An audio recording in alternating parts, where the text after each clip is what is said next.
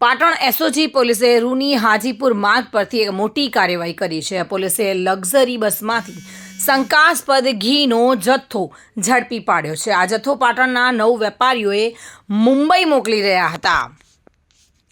ટ્રાવેલ્સની luxury બસમાં નાના મોટા 105 જેટલા ડબ્બામાં ભરેલો 3,92,000ની કિંમતનો શંકાસ્પદ ઘીનો જથ્થો મળી આવ્યો છે। પોલીસે આ ઘીના સેમ્પલ લઈને FSL ગાંધીનગર ખાતે તપાસ માટે મોકલ્યા છે।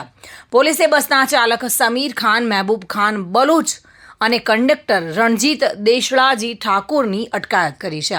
બંનેને આગળની કાર્યવાહી માટે બાલીસણા પોલીસને સોંપવામાં આવ્યા છે। સિદ્ધપુર ડીવાયએસપી કે પંડ્યાના જણાવ્યા અનુસાર બાતમીના આધારે આ કાર્યવાહી કરવામાં આવી હતી। જો ઘી બનાવટી હોવાનું સાબિત થશે તો કાયદેસરની કાર્યવાહી હાથ ધરવામાં આવશે।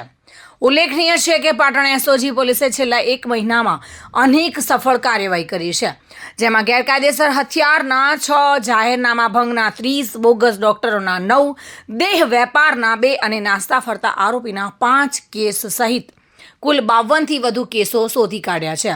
આ કાર્યવાહીથી જિલ્લામાં ભેળસેળ કરનારા વેપારીઓમાં ફફડાટ જોવા મળી રહ્યો છે। પ્રવીણ યોગી સાથે bureau report, today Gujarati news.